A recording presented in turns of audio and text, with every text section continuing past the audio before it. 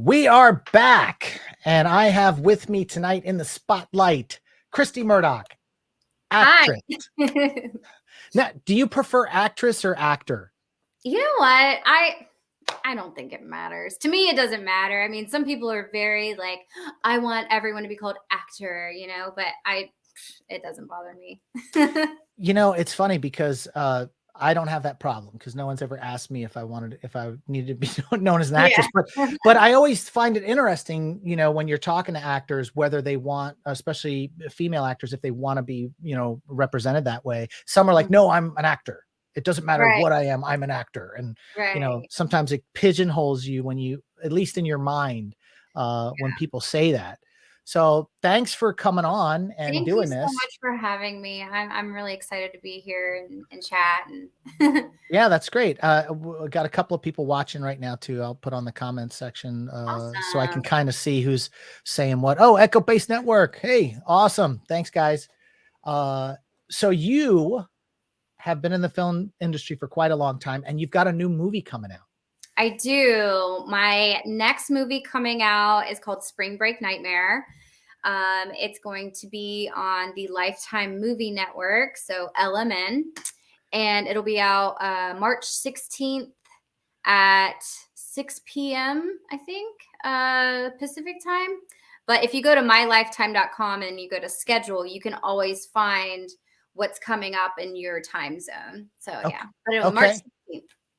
Yeah. Now this is kind of a wild movie. It almost seems like it's ripped from the headlines, but I don't think it was, right? This is an original film. Yeah, I think it's kind of there. It's loosely based on some different spring break kind of nightmarish stories of kids going missing. And so I think the writers like use some of those ripped from the headlines as like inspiration to write this movie. Yeah. Well, and it's a wild ride. It really is. Well, give us the setup. Tell us, and what we'll do is we're going to watch the trailer. Okay. In just a second, so people can get a little amped for it. Okay. It's exciting, but give us the setup. Just kind of tell who your character is, what's going on, without giving away too much of the movie. Awesome. Yeah. So I am Michelle. My daughter is Kayla. She's a pro surfer. I'm a retired pro surfer, and her dad, who passed away, was also a pro surfer. And she wants to do all these different competitions, surfing competitions. And she decides after graduation, she wants to go on spring break with her friends. I'm a little worried being a mom, but I let her go.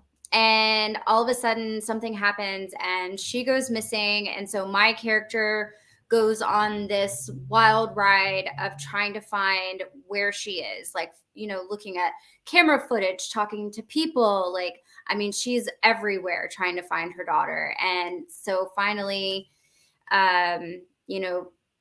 trying to find her. And I don't want to give away too much because I want everybody to watch the movie, but yeah, it's a wild ride. It's scary stuff. The way it was set up, I think on IMDb it says that somebody owes a gambling debt, so there's a kidnapping and of your daughter, your character's daughter, to, I guess, like the movie Taken, maybe to sell her into like sex slavery or something like that. So it's creepy. It's creepy. It is. Here, we're gonna pop this in. Let's see. We're gonna watch the trailer here. You're renting a house. I just want some downtime to hang out with my friends. It's not that big of a deal. You don't think I know what spring break is? I'm guessing you all are from around here. They're pros. That's Kayla. They're that pros? Hold on. Let's try it again. Here we go. You're renting a house. I just want some downtime to hang out with my friends. It's not that big of a deal. You don't think I know what spring break is? Police Street's right there. They're in Alligator. Yeah. Where are you going? Let me see. I might have to re-download this. Why is that? Miller in Alligator. I'm Sarah. I wonder if it's a buffering you're renting thing. a house. I just want some downtime to hang out with my friends. It's not that big of a deal. You don't think I know it does it at the same time. It does it at the same spot. All right. Well, hold on. Well, while I work on that, we'll talk a little bit more about the movie. Tell me who else is in the film with you? Who are the director? Who's the director? Like, kind of give us a rundown. How long did it take to film? Filming locations, stuff like that. Just for sure. So it was directed by Dylan Box. I've done a couple of, actually, that was my third movie with Dylan. Dylan actually cast me as my very first lead in a movie. And so I have a very special place in my heart for him. And I feel like every movie that I work on with Dylan, I become a better actor. He's absolutely like such a good actor's director. Like he gets in the moment with you. He'll be crying in the moment with you. Like he tells you stories to help you get your empathy up. You know, he'll tell you a personal story on set while like cameras rolling right before he calls action. So it's really such a fun dynamic working with him. And then it's produced by Lance Robbins. This was my first movie with Lance as the executive producer. And then some of the cast, we've got awesome Grace Patterson, who is a lifetime queen. I mean, she does so many lifetime movies. Yeah. And so we've got Grace, we've got Kaylin Bull, we've got Michael Bonini. I'm trying to just like think of everybody off the top of my head right now. Oh man, it's hard to remember everyone. No, that's okay. What I could do is I could pull up. We'll talk about this in a second, but I'll pull up the IMDb on the film, and we can kind of take a look at who's in it. Oh, here we go. So let's see. We'll go back here, and you've got quite a few things in development and at various different stages. So yeah, here we go. So yeah, Mike Markoff, he's done a whole bunch of Lifetime films. Michael Bonini, he is such a great actor. Ariel Iman, she lives in, we cast people from all over the country for this movie. We've got people from Georgia, we've got people from Miami, people from New York, people from Georgia, people from Kaylin, the girl who plays my daughter. She lives in Las Vegas. Kaylin Bull here. Yeah. Mm-hmm. Yeah. So she, so many different types of people. We filmed it in Clearwater Beach, Florida, which it was my first time ever even going to Clearwater. And that's Kaylin right there in the last picture. Oh, you're the one that played your daughter, Kaylin Bull? Yeah. Mm-hmm. Yeah. I got the. That's Mike Markoff. There's Kaylin. Okay. Yeah, there's Kaylin. Mike Markoff. And some awesome PAs and crew who double as our police force. Nice. That's my dog. And that's our sound guy. And then this was a really fun day. In the last picture. Hey, stop it. Sorry. Well, this one here or the other one? Yeah, this one. This one? No, this one. The surfing one. Yeah. If you can see, that's me on the far right. Oh yeah. Okay. All the way on the far right. Yep. Yeah. The far right. That's me. And basically we're filming a surfing movie. Right. In the Gulf of Mexico, there's no waves. So no. Yeah. There's not. There's not. Fake everything. So when you're watching the movie, you're only really seeing like close-up shots of all the surfing going on because there's no waves in the Gulf of Florida or Gulf of Mexico. So yeah, that was a really fun day because we had the surfboards out there and they're trying to like take what's that thing called? The thing that flies in the sky. Why can't I remember the name? Well, are you talking about the drone shot? Drone. It's a drone shot. Okay. They're taking drone shots of us in the ocean, and I was like, they're gonna see that there's no waves. So you're out there sculling on a surfboard, and then you sit up on it and you're looking around, but there's no waves. There's no waves. But that's the beauty of editing because they can go in, they can get some stock footage of some waves curling and intercut it. And yeah, it's magic right there. Movie magic. That's good. That's good. But yeah, there's a lot of really fun stuff in this. Like, you know, my daughter has to like jump off of a yacht, and I mean, it was just crazy. She gets kidnapped and thrown into a van, and like, there's just so much action happening. I have a fight scene where I attack someone, and it was so much fun to film. And it was in Clearwater, Florida, which it's like, I don't know if you've ever been there, but it's like white sand, powder beach, Just- and clear blue ocean. I felt like I was on vacation, like not even filming a movie.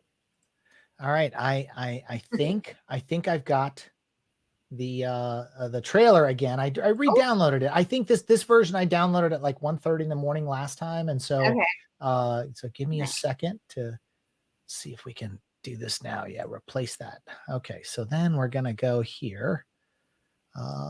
And I am going to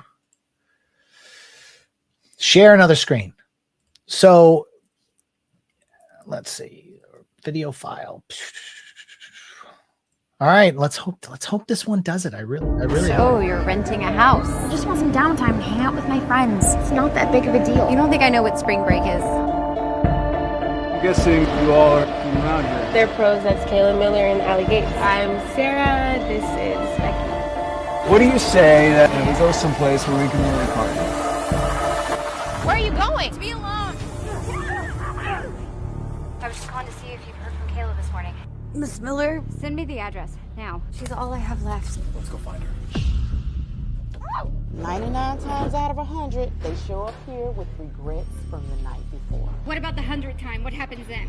Oh, When was the last time you remember seeing Kayla? We're gonna retrace Kayla's steps, look for surveillance cameras, anything. Detective Fisher. Hello? Your daughter is alive. If you want her to stay that way, you'll do nothing. You think she likes you? You murdered her best friend. Oh my God, you're back. How did that happen? Surfing. Where is she? Crazy! I found the cameras. I know where you are, and I am coming after you. You screwed with the wrong family. ooh. What are you doing?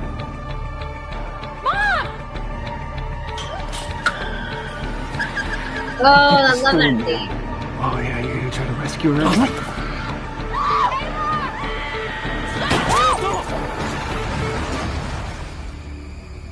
Wow. Michelle, wait. I'm gonna go save my daughter. And there you have it. And there you have it. I am going to go save my daughter. Wow. Yeah, That's a lot of action in that. a lot of action. And I got to do like a stunt driving scene. I was driving a Jeep Wrangler, and oh man, I bet the people of that beach town hated us because we would get to a red light, or we would get to a green light right before it was about to turn red. I would gun it like to the left. I did like a left turn, like gunned it, because we were filming from the back. And so they had to like show that I was leaving another car. And the camera guy's in the back, and he's like, I don't ever want to do that again. Oh God. Yeah. I But it mean, was a lot of fun for me. yeah. I mean, I always enjoy. Oh, let's see. Who do we have here? Oh, look at that popping in. That's my best friend. Yeah. Thanks for stopping in and checking it out. We're having a good time. So when you're driving, yeah. Oh, I like that. Go save your daughter. She helped me tape my audition tape for this movie. Yep, she was here and helped me tape Well, now what do you do? What do you do for that? You know, when someone goes out of their way and they read with you on camera and they tape it like that, and then, you know, then you land it. Do you have to take them out to dinner? Well, I mean, I probably should have. I would have. Oh, yep. I see that. Yep. But well, that's if she comes visit me, I'll take her out. okay. Oh, here, what do we have here? And one of her co-stars was in the movie with me. Oh, okay, Yeah, okay. Derek Poole was in a movie that she was in, so that was pretty cool that he was in a movie with my best friend, so that was awesome. People don't realize how small the film industry is. You know, It really like you'd be shocked. I think after being in it for like 20 plus years now, especially on the crew side too, just about every movie that comes up, if I sit and watch the credits, I'll see somebody I know. Oh, he worked on this. Oh, he worked on that. It's just such a small world within our world, because a lot of people, they don't. But it'd be the same thing if we were in the automotive industry. You know, we would know all the automotive people, or whatever. Yeah. So, It's a very for small industry, that's for sure. but for some reason we're all because it's glamorous and everything, you know, people think it's an untouchable kind of thing, but it's really not. Mhm. So that is Spring Break Nightmare. It airs, Mhm. it's going to air on the 14th, The the 16th, March 16th, 16th. March 1 week from 16th, today. Yeah. 1 week from today, the Yep. Lifetime Movie Network. That's great. And I think I am going to post my audition video later this evening on my You Instagram. have courage. But you know what? So many of the scenes that I audition with changed from the actual movie. Okay. Working with Dylan, if anybody's worked with Dylan, they know that he will rewrite a scene like on set. It'd be like, I don't like this. We're going to do this instead. Great though.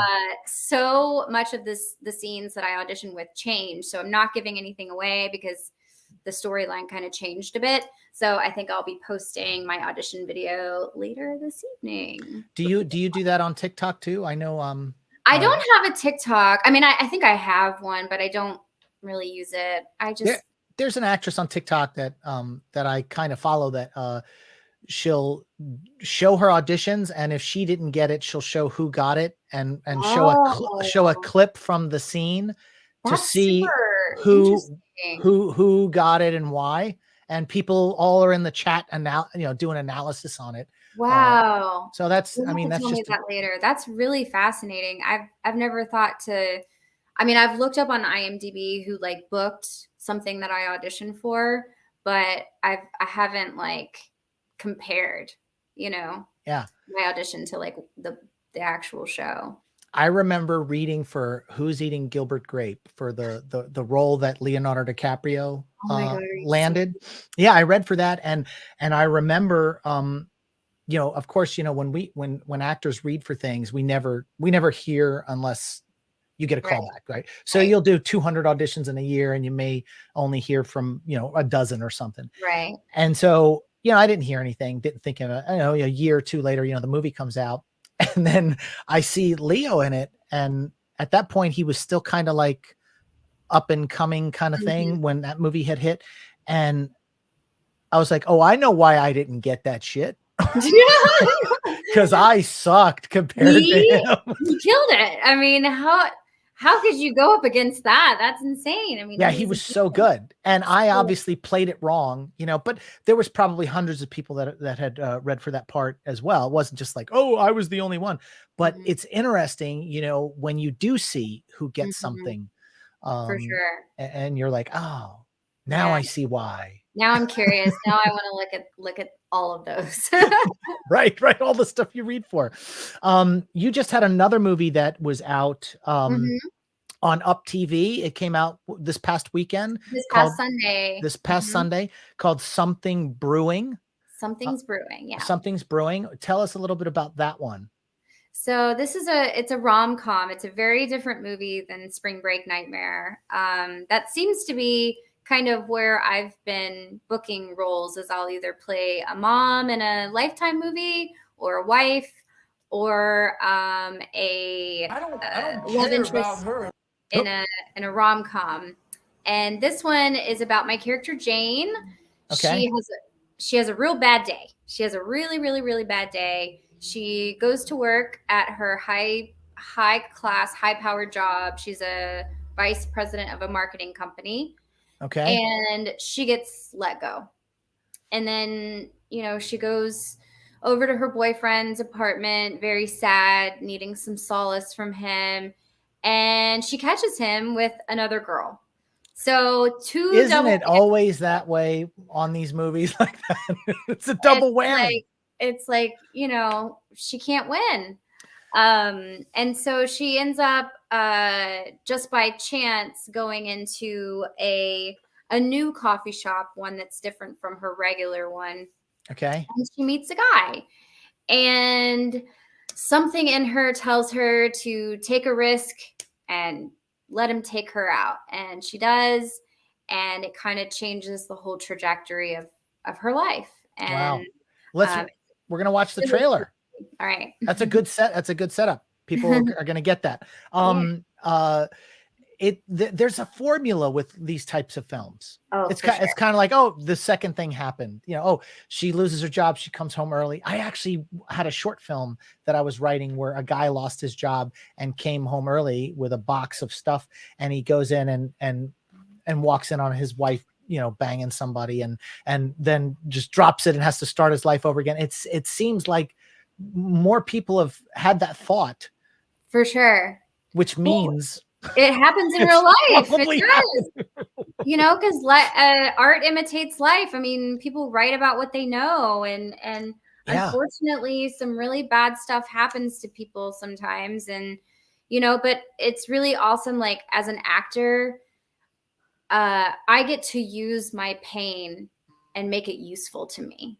And I think that's what drew me to acting in the first place. Is I've had some pretty traumatic things happen to me in my life, and I felt like maybe it was for a reason. And so I thought that perhaps if I could make that pain useful to me and use it as a tool so that other people watching, entertainment can feel something they haven't felt before, or it can help them to tap into an emotion that they've been stuffing down, or it reminds them of a relationship that they have with someone in their own life. And I think we're really blessed to do this work, because really we just get to live 1,000 different lives, or 1,000,000 different lives, and have 1,000,000 different experiences, more than we would as just Kristi and Sean,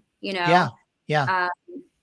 So yeah, that's just a little tip. And then to draw off those things, like you said, like, I've never been, there's a couple of techniques when it comes to like acting on how to cry. I always go back to, they just say, hold your eyes open as long as you can. And then naturally, the longer you hold your eyes open and you don't blink, lubricate your eyes start to well up with tears. There's other techniques where somebody will, you take an onion and put it in your hands and hold it and breathe it in before the take, and then you start tearing up. But then, like, my dog just passed away last November, and I still, like, I'm a mess, and so you can either draw off those real moments like that, for sure, to get what they call the cry cook. Like, you cook it up. And so, yeah, you could dig down deep and do some Meisner, type of things, exercises. But in the end, it's like, it's all these personal little moments in our lives that we're able to pepper into a project, which I think is the fact that we're open enough as actors to do that, where a lot of people close up. They don't let those emotions out. They don't do that. I almost feel like it's therapeutic for us when we get on a set to be able to do these things. Absolutely. Yeah. I mean, I heal parts of myself every time I cry on camera, because I am tapping into actual real things that I'm feeling. And, it does help when it's good writing, because good writing will kind of trigger emotion. Even if it's not happening to you, your brain doesn't know the difference, right? Yeah. So, but sometimes you need a little more help. And so the way I try to explain it to other people when they're like, oh my God, how do you cry on camera? Because it's difficult sometimes with these Lifetime movies. I'll have to be crying for like 2 hours, because we shoot the master. Then you shoot the medium, and then you're close up, and then the close up, and like, oh my God, sometimes you'll get a director who wants to catch everyone in everyone's close up. Maybe the camera's moving all the time. So they're like, in Spring Break Nightmare, there's a scene where I was literally crying for 2 hours. 2 hours.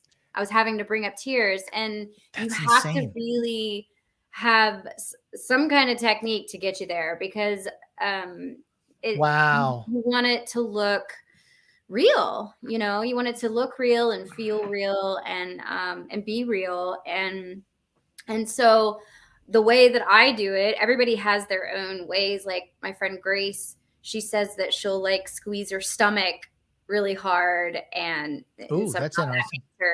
that makes her cry. That Wow. works for her. I don't think that would work for me. I have a Rolodex of just the worst painful memories or things that could happen or have happened in past or recent. And I kind of just go through the Rolodex and I'm like, is this going to work right now? Like what's my hardest pushing button I could get to?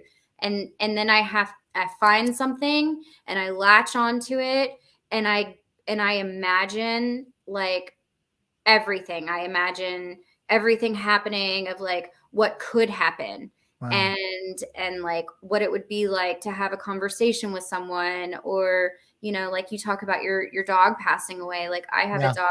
He's like my most, I love him so much, and I have so much love for him that he is part of that like emotional Rolodex, and he's probably right up there as like number one.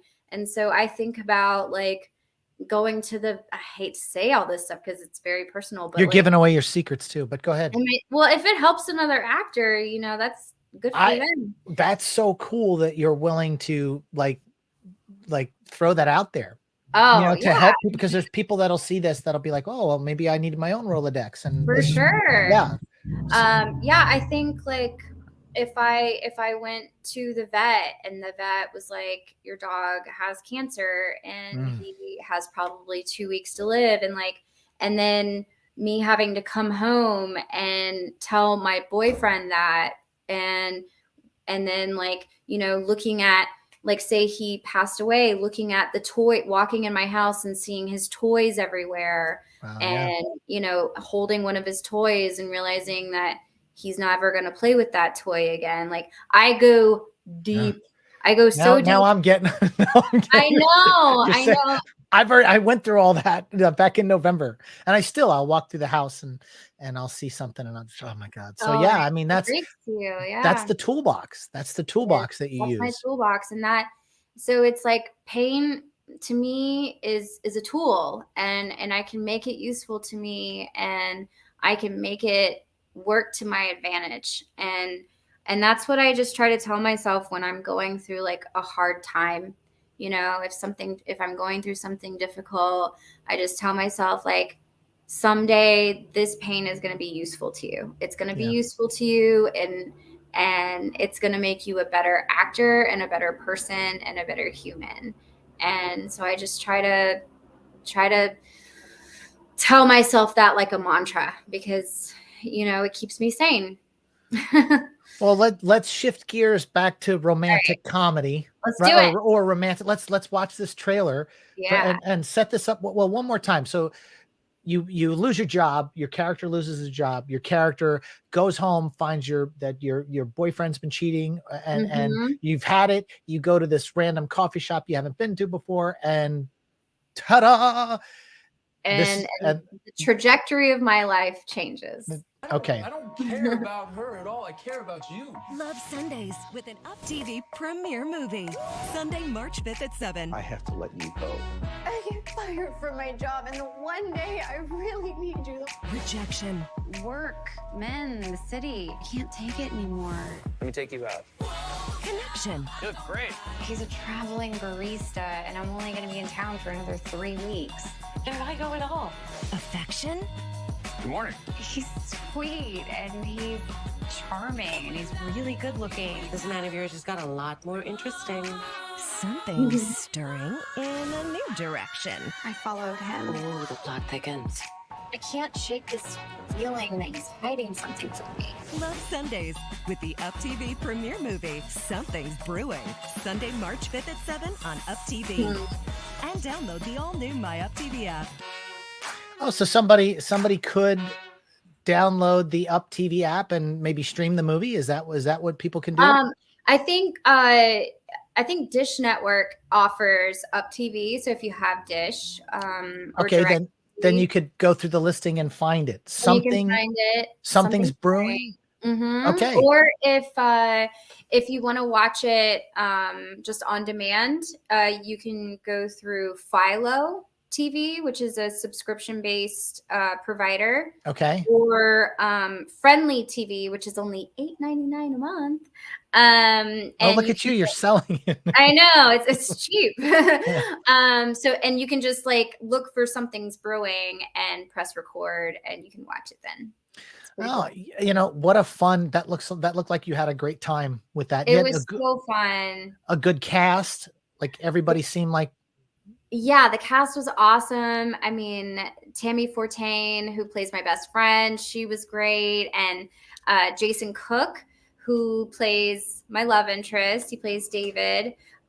He actually was on some soap operas for like he almost looked 15 familiar, years. like I'd seen him on something before. I Yeah. think Days of Our Lives. He was on Days of Our Lives for a long time. I think his character was Sean Brady, if I Okay. remember correctly. Yeah, and he was so much fun to shoot this movie with. Like he would do. There's parts in the movie where we improved scenes. It wasn't on the page. That's nice. It was so fun, and because he's a big improver, and so he would improv different scenes with me. And it's funny because when I watched the movie, they kept so many of the improv scenes. You know So why? many- Because they probably came across so natural So and natural. just, and that's the thing. In acting, you want to be as natural as possible. Sometimes those moments, those nuggets are what sure. makes it into the movie like that. That's Yeah. great. It was really cute, and there's so many moments in there where I know one for sure where I like he's legitimately making me break character. I'm laughing, and it works for the scene, so they kept it. Nice. But he was just cracking me up, and I couldn't control it. I would never. I don't know if I could do a comedy sitcom. Like my favorite sitcom is The Office. Okay. And Parks and Rec. And I just think about it and I'm like, I don't know if I could do it because I laugh so easily. Yeah. I break character so easily. And I think that I would love to do one, but I just don't think I'd have it in me. I just laugh. I don't know. I think if the opportunity presented itself, I think you'd probably go into that toolbox and you'd figure it sure. out. Absolutely. Yeah. Do you get the Rachel McAdams thing? Do I people do. say you do? Yeah. I mean, people have to be like, you know, this is like you know, especially with all the movies that you do, they seem to be in that same genre as her. Yet for years I used to get the Christian Slater thing. Oh, you're like Christian Slater, you know, and sure. I'd be like, okay, you know, that's No, I see it. For sure. there's always somebody that you are like somebody, and that you just can't get away from that, you know. Well, yeah, and I think people are always, you know, like trying to think of who they remind you of, and sometimes I don't know. Sometimes people will be like, you know who you look like, and I never do that for somebody else because I don't know if I'm going to offend them. You know? Yeah. Because if I say somebody and they're like, really? No, I don't like that. Well, you know, I mean, it could be a form of flattery, you know, like where it's like, oh yeah, okay, that's great. But then also it could be like, you know, it's funny, you hear there was an actor recently that talked about it was a Hollywood actor. I saw this video and he was talking about Leonardo DiCaprio, Matt Damon are the best things that ever happened to Hollywood because we would get everything that they turned down. and because, you know, when they first go out, they're looking for Leo or they're looking for, and then if they don't get that, their own type. Right. They become their own type. So, you know, and I would think that pigeonholes even Rachel McAdams too, you know, like she's pigeonholed as that character, or even Drew Barrymore, you know, she's always that character. You know, but it's really cool that you get to play different characters. Now, how does it feel like in Spring Break Nightmare where you're playing a mom of a teenage surf pro? Like how does that feel? Because I remember when I first started in the business, you know, I was in my teens and then I go into my 20s, and in my 20s I was going to be the next Brad Pitt. Oh, I'm going to be the next Brad Pitt. And then your 20s go by and then you're in your 30s. Oh no, I still got time. Then you start realizing, okay, well, you know, you may not hit that you know, and then you're reading for roles. Like I found I got a lot more roles in my 30s than I ever did in my 20s or my For teens, sure. you know.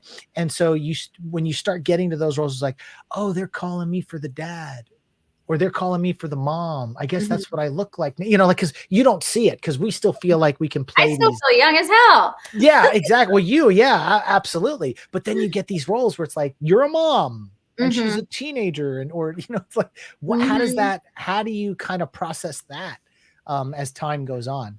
You know, it's weird. TV mom, I feel like always kind of skews looking a little younger. So, Right. and I'm not sure why about that. Because I've played moms to like a 6-year-old girl in a Lifetime movie. I've played Okay. moms to a 10-year-old boy. I've played moms to a 17, 18-year-old girl. So it's a very big wide range of mom that I've been playing. Right. So, and honestly, I'm pretty, and I've played like a single woman, you know, like a 30s-ish single woman. So there's a big window of roles that I can play, Yeah. and that I could potentially play for a good another 5-10 years. So I'm hoping I'm happy to play a mom. A lot of women my age don't want to play the mom yet. And I'm like, I'll take it. I don't care. Just give me the role. And because everything that I do makes me a better actor. So, Yeah, I find that I like playing totally against who, like, I'm a happy, fun, cracking jokes like guy, but I mhm, like playing bad guys. I really mhm, do. I really, mhm, because it's so different than what I normally do, that it for gives me sure. an opportunity to, you know, to be mean where not necessarily would be mean in general. You know, I'm the guy that opens the door, or my mom taught me how to open up the car door. You know, Yeah. things like that. You know, We're Southern. We uh, grew up that well, way. well, yeah, and so, you know, but to play a guy that's just horrible, and then, you know, yeah, they yell, yeah, yeah, and it's like cut, and you're like, oh, sorry, that's so I didn't Yeah. mean to, afterwards. But you get to play all these different characters. Are there Mhm. ones that you favor over others? Is there something that you're just Mm, like, oh man, this is just like mm, this is it? What's that mm. role? I think there's something that playing a mom to an older child is more difficult. I think for me it's more of a challenge, because Okay. I really have to like get into, like, I really have to use my imagination, because I don't have kids. And so I think playing a mom to like a younger child is probably a little bit easier for me to imagine, because I don't have any children at all. So like there's this whole span of memories, right, that aren't there when I have an 18-year-old daughter. But like if the child is young, it's a little bit less of a jump for me to think Right. about. But then So, it's also you have to pull out your own, like, memories of being a teenager, and how maybe you would mhm, have reacted to something to understand what a child would, or teenager would do that. right. And that's I think that's the Achilles heel on the business for a lot of actors, because you kind of push that family down the road as far as you can before you Mhm, maybe necessarily, have a child, like, um I put off having kids I have a 3-year-old now, and I'm going to be 48 in April. And when she was just a year ago, and or even like, last week, she's like, run daddy, run. And I'm like, I no, can't. I'm not running after you. But no, but my point is, I've got another friend who's a director, actor, Mhm, and see, I was lucky. I have an older sister and an older brother, and I could put off having kids as long as I could, because my mom was happy because she had grandkids from my sister first. mhm, Then she had the grandkids from my brother. So I kept push. All right, well, I don't have to do it now. I don't have to do. I could keep focusing on the career, the career, the mhm, career. And like I said, I've got another friend of mine who's an actor director, and he's got an older sister that's got the kids right now, and he's 30, and he's like, I just gonna the next year I'm just gonna focus on film and audition and produce stuff and do things. And you know, it's one of those deals where it can, you know, it can kind of throw you off if you get behind on that. Now, some people don't want to have kids, you know. Right. No, I know you said earlier you were getting over a cold, so you may have coughing fits. That's okay. But like, you know, as you're going through your career and you're seeing, you know, do you start seeing other actors and stuff around you, or producers and directors, and they all start having these families? Does that ever bug you? Like, you know, that's a really good question. Yeah.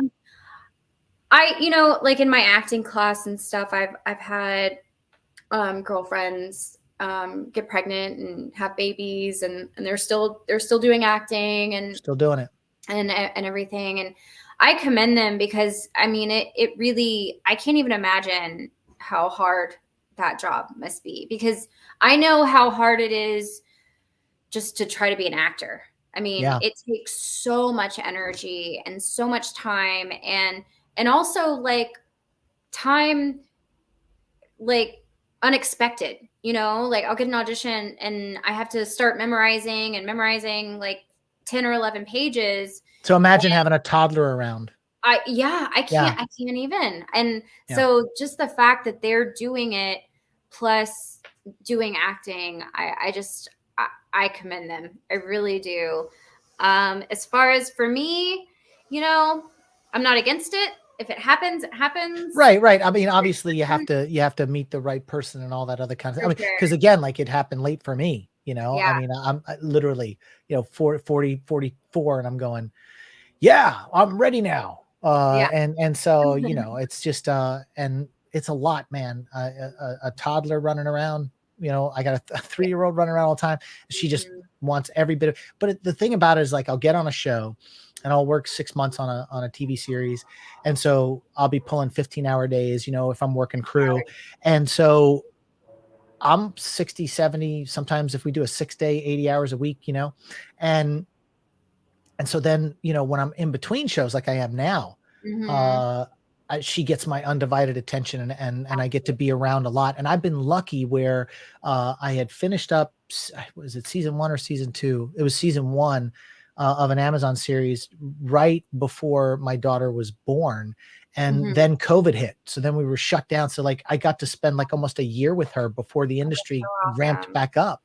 And I got to spend all this time with her, which you wouldn't have got that at any other time. You know, it'd have been like, you know, they don't even give like guys like paternity leave. It's like, nah, you know, you don't get that.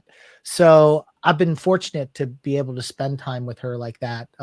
Where I think if I was in my 20s, as hard as I was humping to do everything I was doing in the film industry, never would have happened. My 30s never would have happened. You know, actors, we have a different kind of drive, I think, than most people. And you know, our focus is like, it's pinpoint. And you know, you just, and everyone figures it out differently, like when that time is, you know. Exactly. And I was talking with, you know, a friend of mine, and I was starting to feel some sort of way about like, oh man, I don't have a house. I don't have this. I don't have, you know, all these things, these like check marks, right? These check marks we have as a society. But then I realized, like, as an actor, the life that I've chosen, a very small percentage of people on the earth decide to do this. Yeah, absolutely. And so the way that my life is going to go is I'm going to have a different road than everybody else. Sure. My check marks are not going to look the same, you know, and I just have to realize that, like, there's a lot of things that I'm giving up so that I can pursue this. And I have to be okay with that, you know, and at the end of the day, I just have to hope that when my life is nearing its end, that you did it your way. I mean, did it my way. and I'm happy with the decisions that I made. And I also want to make sure that I made time for the things that really truly matter, like my family and my friends, and then work wasn't as important as it could be, you know? So Yeah. I think legacy is something that a lot of actors, want. You want to be able to have relatives go, oh yeah, see, he was in that, and there's his name in the credits or her name in the credits. It's like, it's almost this weird immortality that, you can go back to the silver screen and watch people in the 40s that were making movies and stuff. And you're like, it's almost immortality, you get to put it on. And do you ever, when it comes to making stuff, do you ever watch what you're filming or like afterwards and go, I could have done that a little bit different? Do you ever have those moments? Oh yeah. Oh my gosh, absolutely. I mean, I was telling my agent the other day, every movie that I do, I get better. So when I look back at like my first movie, I'm like, oh, like I cringe more because now I feel like I'm a totally different actor than I was when I first booked that. But then I also kind of give myself a little bit of grace and be like, there's some really great moments in that. Like my instincts were on point, but there are moments where I'm like, why did they use that take? I felt it better in a different take.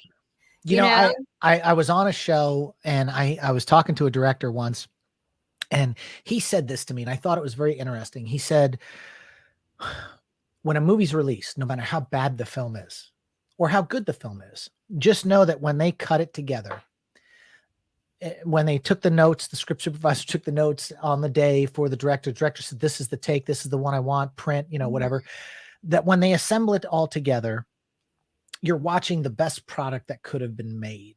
And so it's, actors will always second guess them. I was never that guy that hated watching shit that I did. I'd always be like, oh yeah, I can't wait to see it. And as I got older, I'm kind of like, it's like, I did it, done.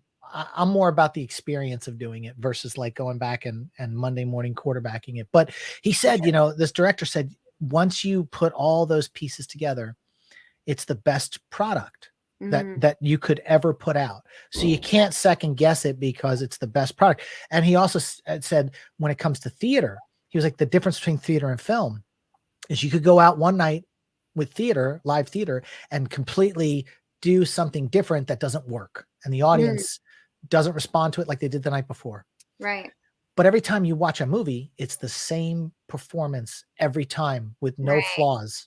Yeah. And so you have to look at film, from maybe that perspective, and not necessarily like, because I mean, we all did that. And it's funny because my wife, when I first met her, and I was, of course, hey, look at this, I was in this, I was in that. And one thing I was very proud of, I showed her and she was like, oh, that was terrible. and all these years, I was like, oh, dude, I thought that was great, man. And she totally didn't like it. And, but again, like that, having other eyes on it is so interesting from how we perceive things. For sure. Yeah. Cause especially like, I'm super critical of myself. I'll be like, I think in that moment, I could have done something a little differently, or like I nitpick, little things. But when I'm auditioning, I really try to just do like one or two takes. I am not an actor that will tape until, like, if I flub a line, but it was a really good performance, I'm sending that in. I don't care. Yeah.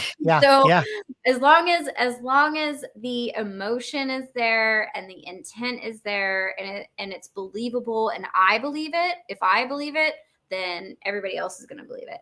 So I'll send it in, even if I mess up a line.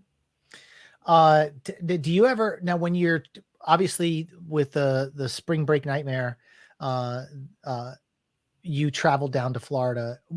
Have you gone to any other like wild, locations to film, or is it mostly LA? Like where do you mostly do a lot of the work that you do, especially these Lifetime movies? Are they all location based? A lot of them are outside of LA just because it's a lot cheaper to film. So I've filmed in Breckenridge, Colorado. Okay.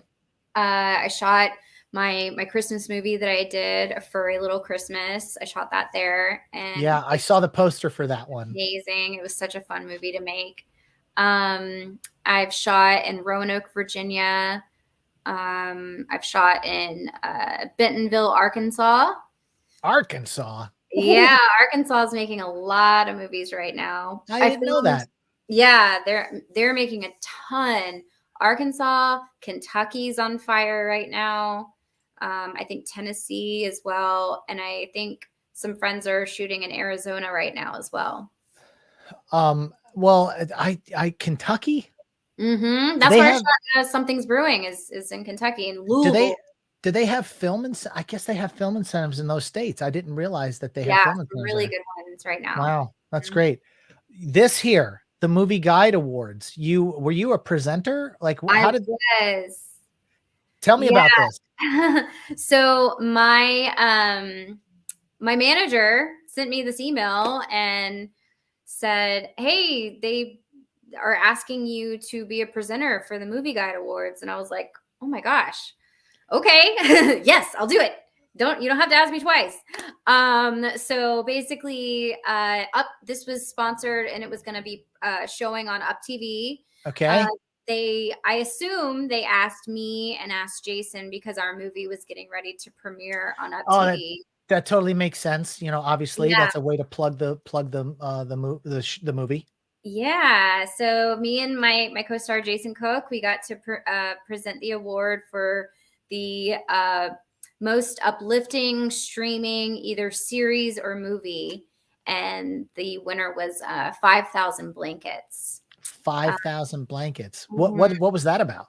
It's a movie. I'm not sure what it was about, but I just know that it's a faith-based kind of film. Right. And I've noticed on your IMDb, you've kind of ventured into that water. What's it like doing a faith-based feature films? My faith is really important to me. It's more of a personal thing for me. But yeah, and Up TV, I think they're a network that is all about making like uplifting content. Sure. And content that is super family friendly.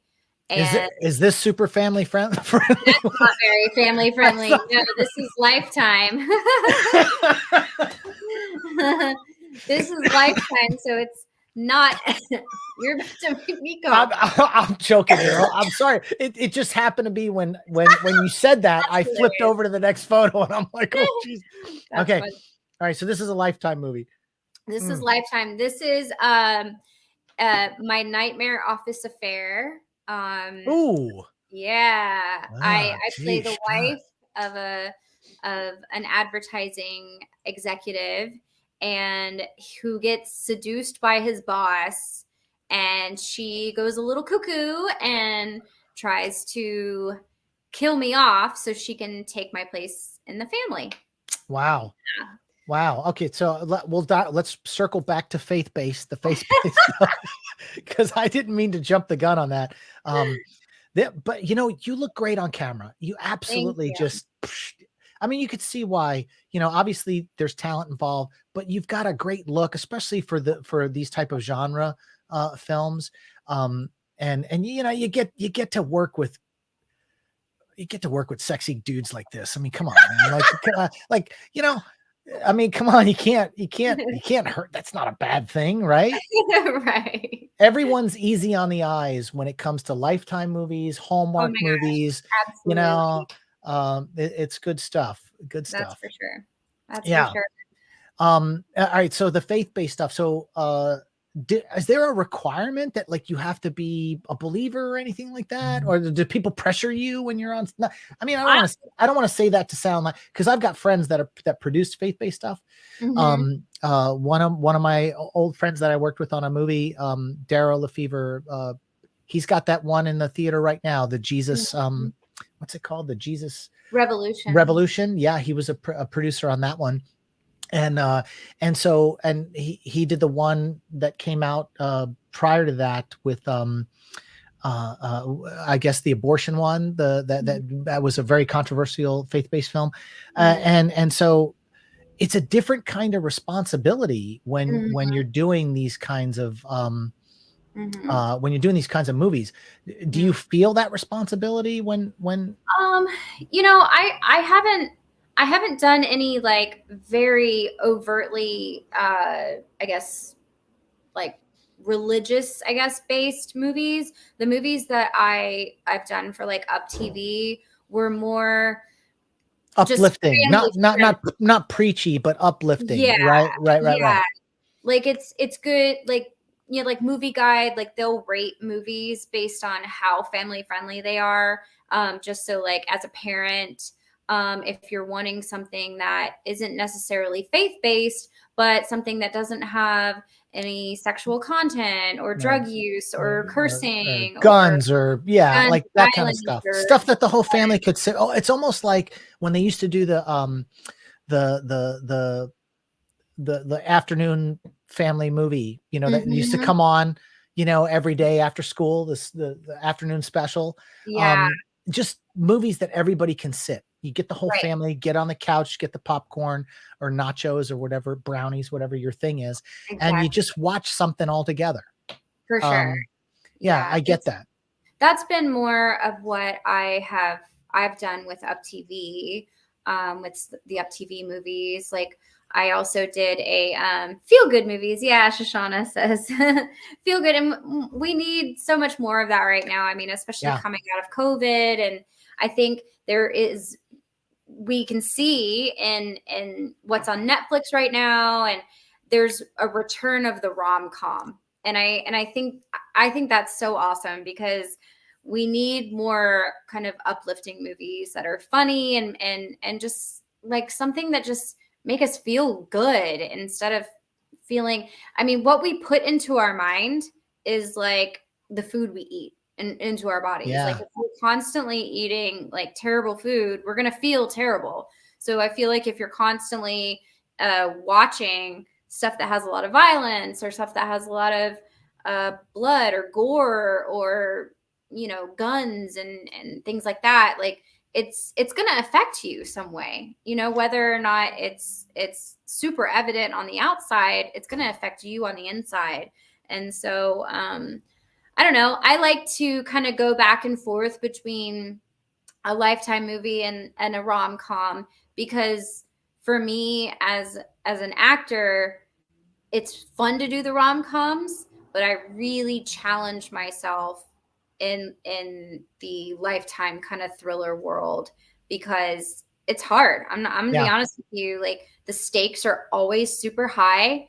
Your daughter's been kidnapped. You got a knife to your throat. Got a knife to your throat. I mean, it's the highest of high stakes, and that's super hard to do as an actor. Like, I mean, it's the hardest. You're handcuffed or tied up, and someone's trying to kill you. Like, and you want to make sure that you play that in an honest way. And like, I have never been tied up and threatened to be killed, so I don't know what that feels like. So it's all imagination, and so that to me is where I grow as an actor, is when I do Lifetime, and I have fun as an actor when I do like rom-coms and Christmas movies and things that are just feel good. Well, I think that's why movies like the Glass Onion, my wife and we got to watch the Adam Sandler, Jennifer Aniston murder mystery. The sequel is just now. I think it's almost ready to watch on Netflix. And I had some conversations with with my producing partners in Los Angeles, and they were telling me about color palettes for things right now that all the networks are looking for. Instead of the dark, gritty alleyways and stuff, they're looking for tropical destinations. They're looking for, because like you said, coming out of COVID, there's been this resurgence of happy, like people want to be happy. They don't want to watch stuff that's like Debbie Downer stuff. But there's always room for those thrillers and the things like that. But as far as just like that really gritty, down to like where all the color palette of the movie is just really dark and no one's happy, and but people Right. want to see happiness. They want to see that. For sure. We're closing in on an hour, so you've got your movie coming out March Coming out 16th. March 16th on LMN. You can check the time zone on mylifetime.com, and you just go to schedule, and then you pick your time zone on the right, and you scroll all the way down, and it'll tell you exactly when Spring Break Nightmare is playing in your time zone. We watched the trailer earlier. If anybody came onto the stream late, just go back. And that's the thing, like the beauty about something like this that's out there, people will come to it later, and watch it later on their time. For sure. And so that's really cool. And I had a great time having you on. Thank you so much for having me, Sean. I had a wonderful time. Anytime you've got a movie to plug, anytime you got something popping off, Awesome. just reach out and we'll do this again and have a good time and talk about whatever sexy guy, you might be doing a rom-com with, or if you got a knife at your throat in some thriller. It's always fun, especially with another actor to talk shop. And I know, and thanks for giving out some tips and stuff for other people that are out there that may think about getting into acting, and to get those kind of little nuggets that you throw in there is really nice. Sure. Some people don't like sharing their little strategies and stuff, because you don't want that other actor to get that edge, but it's like, no, it makes us all better, and then it just makes entertainment better. See, I like that. That's good. That's good. Thank you so much for coming on, Kristi, and I wish you the best of luck. And I'm gonna check this out, the Spring Break Nightmare, and I'll tell you why I'm gonna watch it, because you cried for 2 hours. And that's worth watching something for anything. Even if the takes were only so many takes in the movie, oh my God, the fact that you put that kind of energy into that, I have to watch it. So thank you. I mean, that's insane. That's crazy hard work. Crazy hard work. Thank you very much. We'll jump back into the back studio here. We'll end the broadcast, but guys, check it out. And we appreciate you coming on. 1 week from today. 1 week from today. All right, we're gonna end this bad boy. It takes a minute to get off, but let's see. Here we're gonna